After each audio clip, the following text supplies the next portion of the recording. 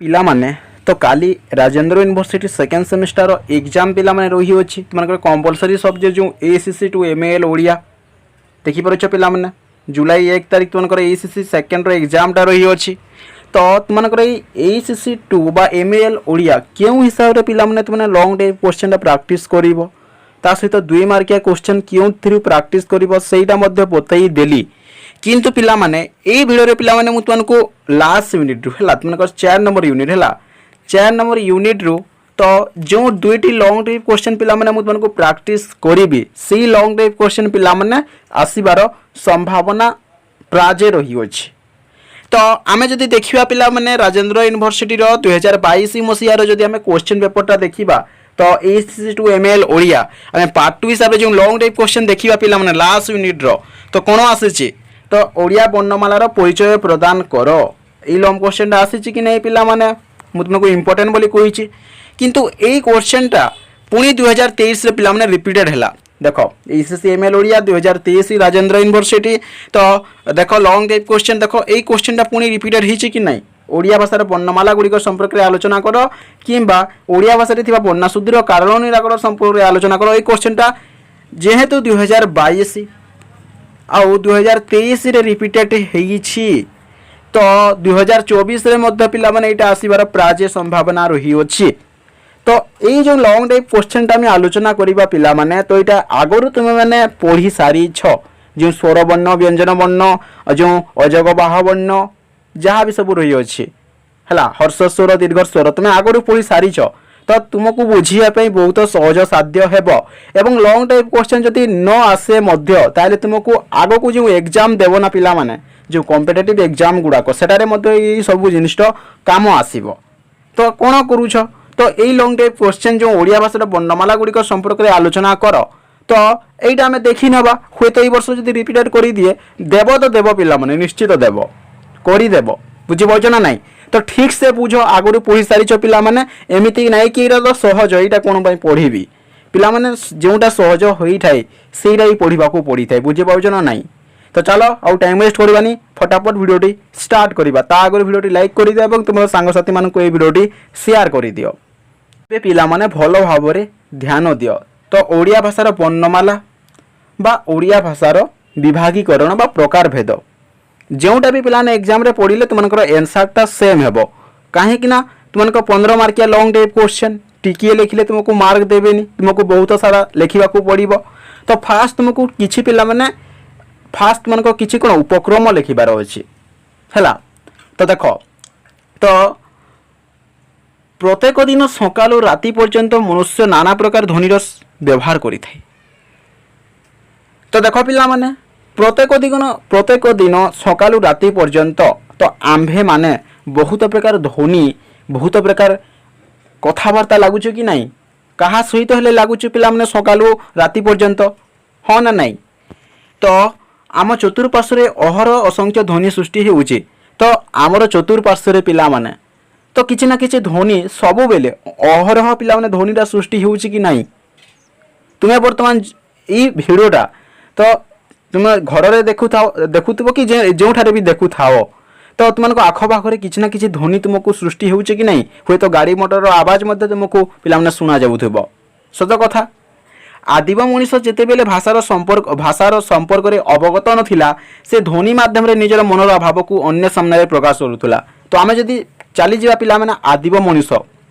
तो आदिम मनीष जिते बेले भाषा संपर्क रे से जानी नथिला जहाँ द्वारा कि से निजर मनर भाव को निजर मनर भावना को अन्य सामना रे कौन पिला माने ना ध्वनि माध्यम रे कौन पिला माने प्रकाश करूला बताऊला तो एठारे जदि गोटे उदाहरण देवी इजिली बुझी पारिबो पिला माने तो आमे जदि देखिबा तो देखो जीवजंतु पशुपक्षी मध्य ध्वनि माध्यम रे भाव प्रकाश करिथांती हाँ जीवजंतु एवं पशुपक्षी मध्य ध्वनि माध्यम रे भाव प्रकाश करिथांते कि नहीं एठारे जो गोटे उदाहरण देवी कहिले तो देखो तो तुम्हें पिलाने छेली को जानी छेली तुमने देखी छेली रे कौन मे करके से उच्चारण करि थाए कि नहीं माने मे जो करूची से माने बुझी पारुछंती आमे थोड़ी ना बुझी पारुचे ठीक सेमिति कुआर जदि का शब्द जो पिला माने ध्वनि जो का तो से कुआ से माने भावर आदान प्रदान करि पारुछंती ଯେମିତି ଆମେ ସମସ୍ତେ କରିପାରୁଛେ ମଣିଷ ମାନେ, ହଁ ନା ନାହିଁ? ତ ଆମେ ଯଦି ଦେଖିବା ପିଲାମାନେ, ତ ମନୁଷ୍ୟର ମୁଖ ନିଃସୃତ ଭାବ ପ୍ରକାଶ ଧ୍ୱନି ସମ୍ଭବ ହେଉଛି ଭାଷା। ନା କ'ଣ ପିଲାମାନେ? ମନୁଷ୍ୟର ମୁଖ, ଏଠାରେ ସୁଖ ଦେଇଛି ହେଲା, ଟାଇପିଂ ଟିକେ ମିଷ୍ଟେକ୍ ଦେଇଛି ପିଲାମାନେ। ମନୁଷ୍ୟ ମୁଖରୁ ମାନେ ଆମ ମୁହଁରୁ ଯେଉଁଟା ନିଃସୃତ ହେଉଛି ଯେଉଁ ଧ୍ୱନିଟା, ତ ସେଇଟାକୁ ଭାଷା ବୋଲି କୁହାଯାଇଥାଏ ପିଲାମାନେ।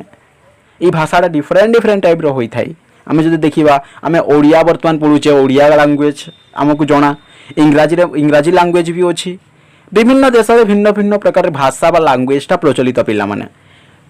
তো ফার্স্ট মানুষ আরম্ভরে কোণ লিখব পিলামানে, যদি কোশ্চেনটা আসে আরম্ভরে লিখিদেব পিলামানে না প্রত্যেক দিন আমি সকালু রাতি পর্যন্ত বিভিন্ন প্রকার ধ্বনি ব্যবহার করে থাও। আম চতুর্পার্শ্বে অহরহ ধ্বনি গুড়াক ব্যবহার ହେଉଛି। আমি যদি আদিম মଣିষ কথা যদি আমি দেখিবা, তো সেই সময়ের ভাষা সম্পর্কে সে বেশি কিছু জানি নথিলা, যাহাদ্ୱାରା কি সে নিজের মনর ভাবনাকু আদান প্রদান করিয়া পাই অন্য সামনারে যে কথা আদান প্রদান করুলা অন্য সামনারে। তো ঠিক সেমিতি পিলামানে, তো জীবজন্তু পশু পক্ষী মধ্য নিজের ধ্বনি মাধ্যমে নিজের ভাবর আদান প্রদান করে থাকি হেলা। এটা ক্লিয়র? তো তাপরে আসব পিলামানে বর্ণ, ভাল ভাবে ধ্যান দিও। তো ধ্বনি মানকর লিখিত রূপ ହେଉଛି বর্ণ। এটা তুমি আগর মধ্যে পড়ি সারিছ, তোমাকে এথিপাই বুঝিবা পাই সহজ সাধ্য ହେବ। দেখ ধ্বনি মানকর লিখিত রূপ কোন পিলামানে আমি জানিছে যে ধ্বনি মানকর লিখিত রূপ ହେଉଛି বর্ণ হেলা। তো আমি যদি দেখিবা, তো দেখ ধ্বনি মানকর লিখিত সংকেত হইতিবারু এহাকু লিপি বা অক্ষর বলি কুহাযায় না কোন? ধ্বনি মানকর আমি জানিলে যে ধ্বনি মানকর লিখিত রূপ ହେଉଛି বর্ণ পিলামানে, ହଁ ନା নাই? এবং ধ্বনি মানকর লিখিত সংকেত হইতিবারু এহাকু লিপি বা অক্ষর বলি কুহাযায় মধ্য হেলা। এবং সবু ভাষার বর্ণ সংখ্যা ভিন্ন ভিন্ন, সেমানকর আকার এবং উচ্চারণ মধ্য পার্থক্য দেখা যাইଥାଏ। সত কথা পিলামানে, তো দেখ সবু ভাষার বর্ণ সংখ্যা ভিন্ন ভিন্ন হয়ে থাকে কি নাই? আমি ওড়িয়া ভাষায় পড়ুছে, ওড়িয়া ভাষার গোটিয়ে অলগা টাইপ্র উচ্চারণ হয়ে থাকে। ঠিক সেমিতি আমি যদি ইংরাজী ইংরাজী মানে পড়ুছ পিলামানে, ইংরাজীর ভাষা মধ্যে গোটিয়ে বা বর্ণমালা গোটিয়ে ডিফরেন্ট টাইপ্র হয়ে থাকে। ঠিক সেমিতি বিদেশীর ভাষা মধ্যে ডিফরেন্ট টাইপ্র হয়ে থাকে, তার উচ্চারণ মধ্যে ডিফরেন্ট টাইপ্র হয়ে থাকে, ହଁ না নাই? তো বর্ণরে কোণ লিখিব? তো দেখ ধ্বনি মানকর লিখিত আমি জানিলে যে ধ্বনি মানকর লিখিত রূপ ହେଉଛି বর্ণ। এবং ধ্বনি মানকু যেহেতু লিখিত বা সংকেত আকারে যে হইতিবারু ইয়াকু লিপি বলি মধ্য কুহাযাই। এবং সবু ভাষার বর্ণটা ডিফরেন্ট টাইপ্র হয়ে থাকে, কাইকি না আকার এবং উচ্চারণের মধ্য পার্থক্য দেখা যাই। তো দেখ পিলামানে মু তোমাকে ওড়িয়ারে গোটিয়ে কথা কহুছি, তুমি কোণ করুছ মু ওড়িয়ারে কহুছি, হোয়াট আর ইউ ডুইং। ইংরাজীরে তুমি কহুছ, ডিফরেন্ট টাইপ্র উচ্চারণ ହେଉଛି কি নাই? তো এইটা বুঝিগলা বর্ণ। তাপরে আমি আসবা দেখ ওড়িয়া বর্ণমালা, ভাল ভাবে বুঝ।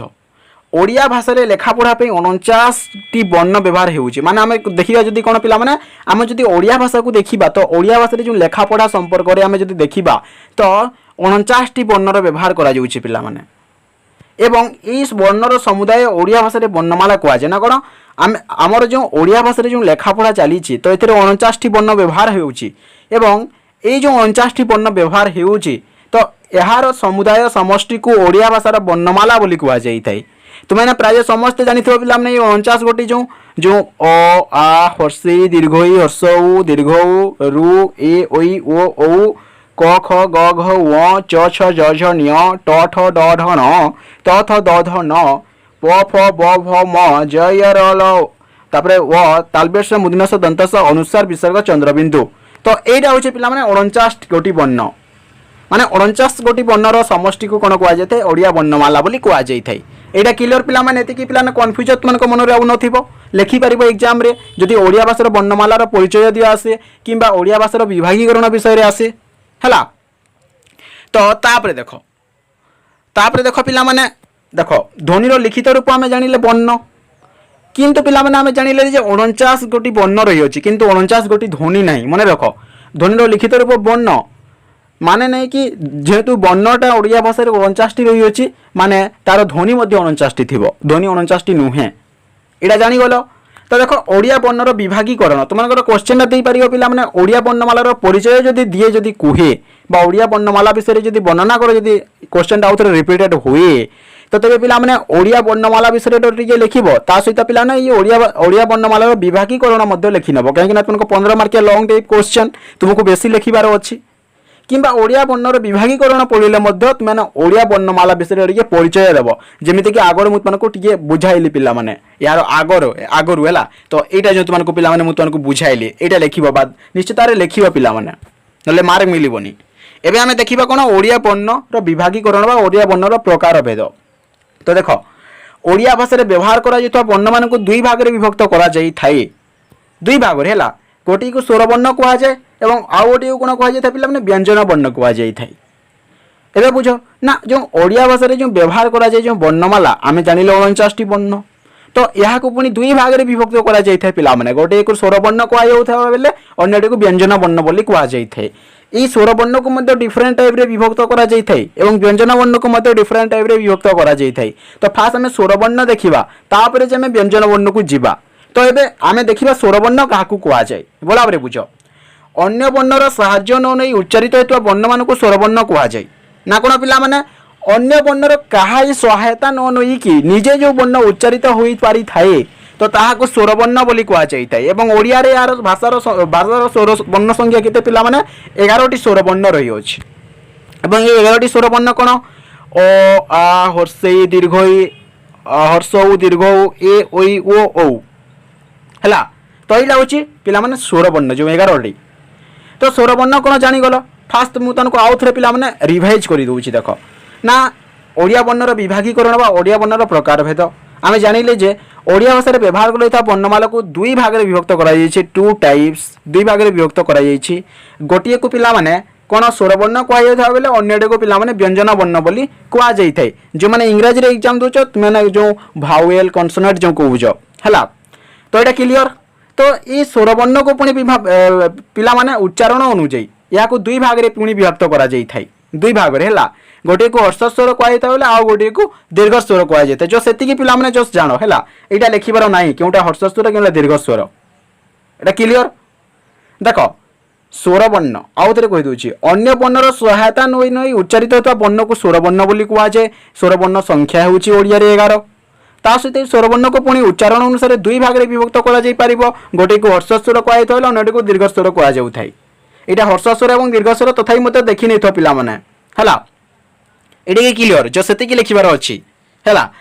तापर पलि आसवा पिला माने आम कौन व्यंजन बर्ण स्वर बर्ण जानिल कौन ना अन्य कौन वर्णर बिना सहायतार से निजे उच्चारित हो पार हाँ ना नहीं जेहेतु मुझे तुमको कौची अ आ अन्य कहारी वर्णर सहायता नेउछि कि नहीं पिला माने जमारू नेउ नहीं अ आ गोटे गोटे थर हो जाऊँगी।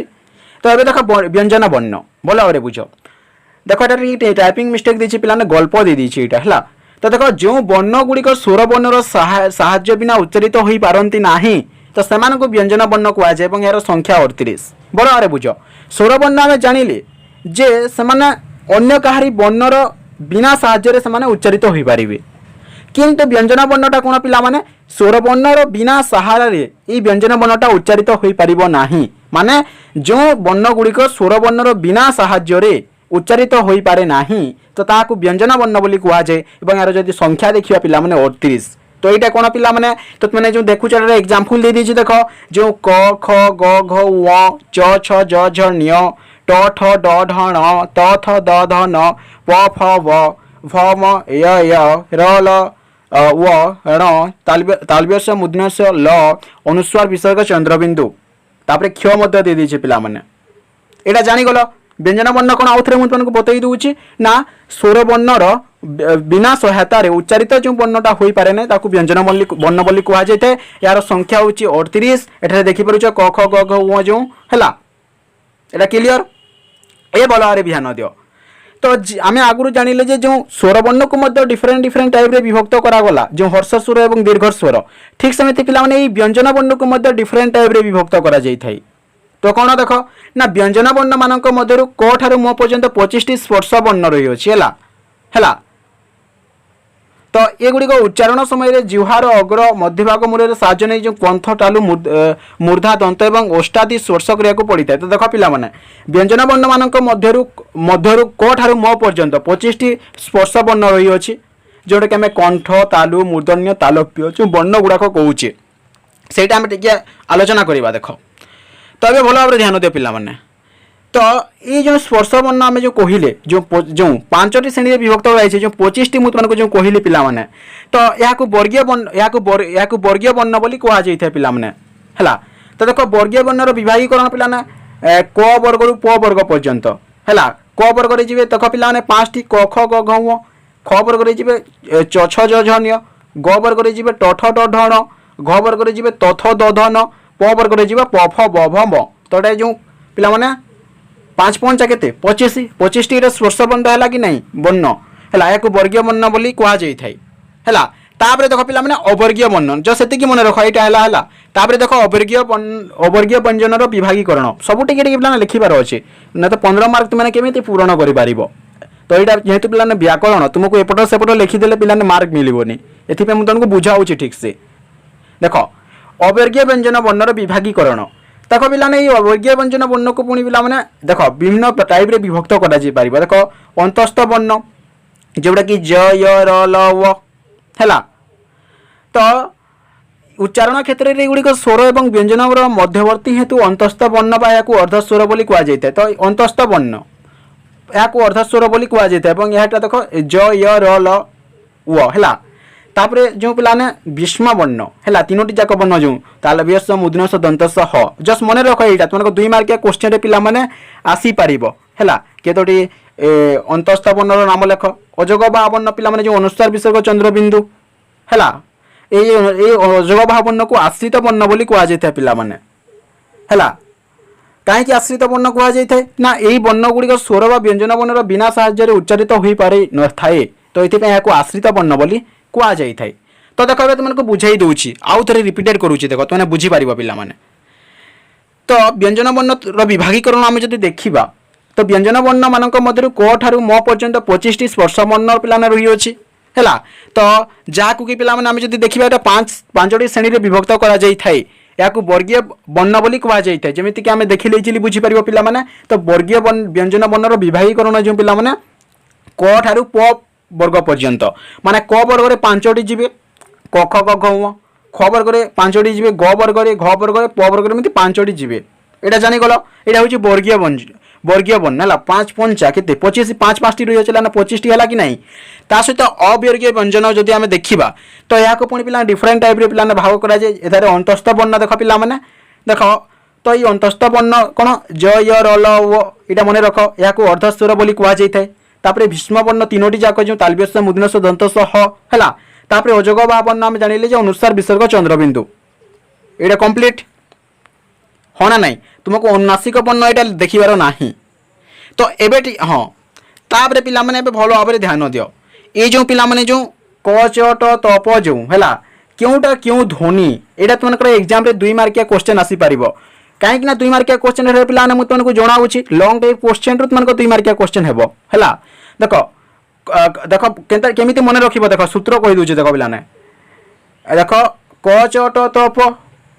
तो ये कौन मन लिख पिला मैंने क ता मु द उ है क ता मु द उ क च ट त प यहाँ मन रखिदेल क देख क ता मु द उ माने क वर्ग क रे जीव क ख ग घ ङ यहाँ हूँ कंठ वर्ग है।